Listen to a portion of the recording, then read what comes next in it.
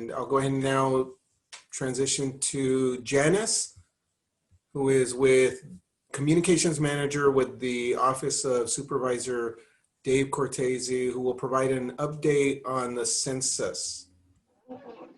Yes. So the real update is that the census is not over. I know there was a lot of confusion because there was a court decision that limited, originally the date was October 31st. There was a court ruling appeal by the Trump administration that it should end at September 30th. But now another court ruling said that it can go on until October 31st. So that there are two really easy ways to fill out your census form if you don't still have it or know what you did with it or haven't received it. The easiest way right now is to go online at my2020census.gov, and it's in multiple languages, English and 13 other languages, or call 844-330-2020.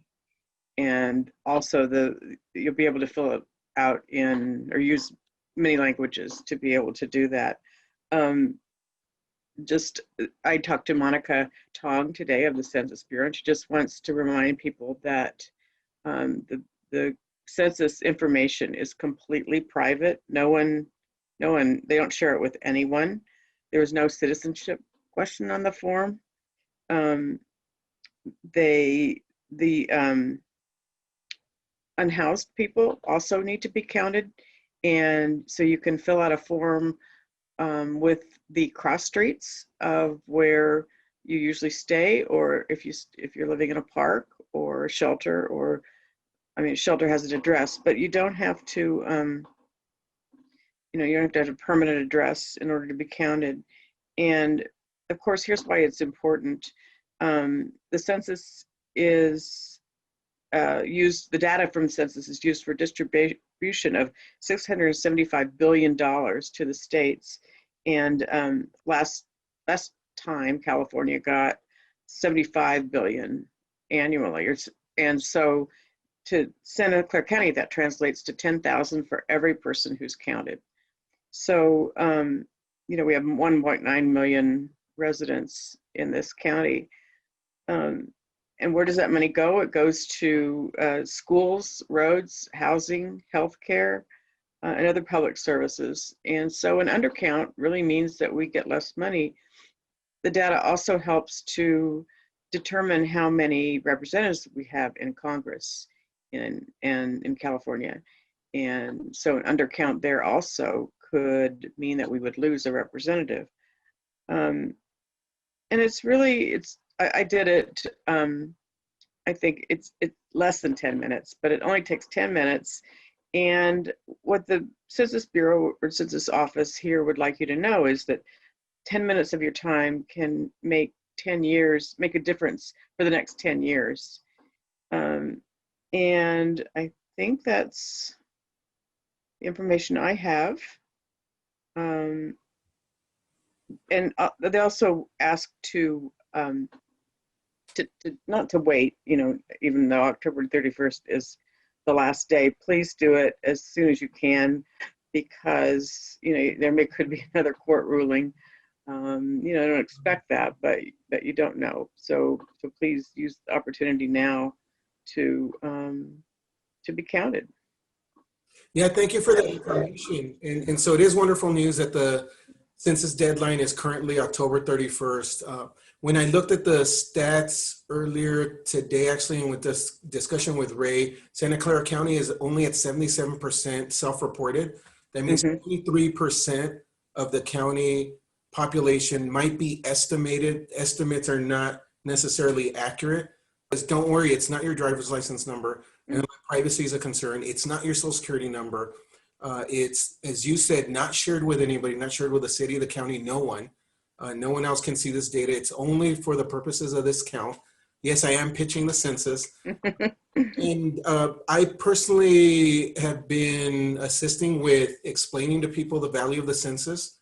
And I can tell you that in addition to privacy, there are some people who just aren't familiar with the census. they've never done it. They've Mm-hmm. never understood the purpose. I had a couple of gentlemen a couple of days ago who said, I've never done it. And I had to explain it, and then they understood. And so if you do know anyone who hasn't completed the census, if you think there's someone who might not, just let Mm-hmm. them quick, it's easy. 3 to whatever, 10 minutes of your time, depending on the size of your household. And I did some quick math, and it sounds like for every 100 people that are not counted, the county will not get $1 million. Mm-hmm. Right? If it's one, for one person, it's 10,000. And so Yeah. I just encourage everyone to complete the census, take a few minutes, no personal identifier like license or social security, Mm-hmm. and no one has access to the data, and you'll be done for 10 years. So there's my pitch. Let me see, there were a couple questions related to the census.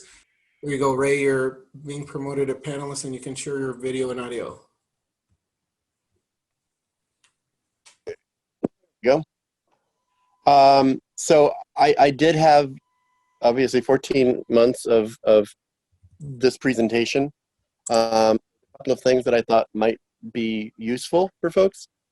When we're talking about the money that we're all sending in for our taxes to the federal government doesn't come back to our community unless we are counted in the United States Census. The funding that is spent by the federal government at the local level, $675 billion a year, is broken up based on the numbers. So if you're paying taxes and you choose not to be in the census, your taxes will then be spread out amongst the entire United States rather than coming back to fix the pothole in your front and you're in your street, or help with the school or the various other things that were mentioned.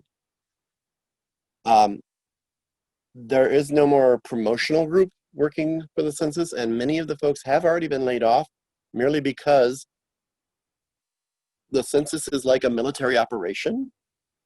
So I don't want everybody to be like, we're still doing this till the 30th. I'm not working for them myself. In fact, I lost my job 2 weeks ago. So what I'm saying is that there are still people there, and there will be people there all the way through. In fact, the LA office will be there for another year after this because there is cleanup to be done. There will be people doing QA or quality assurance and such. And that's why the census was trying to move it back to September, because they need enough time for their data crunchers to crunch all that data. So just so you have a little bit of the backstory there. Ultimately, what Juan said is anybody who did not respond by themselves, anybody who waited for somebody to knock on the door, you can still go in and fill out the information yourself and make sure that it's what you identify yourself as, whether that be your gender question or the race or ethnicity. You can write in for almost all of those questions how you identify yourself. So if somebody came to your door and they decided to, by observation, say, oh, well, there's 4 people living here and 2 of them are women and 2 of them are men, they could have done that if they had to, but you still have that right and that responsibility to go in and identify yourself. And the website that she gave was the correct one, my2020census.gov. So that was all. Sorry.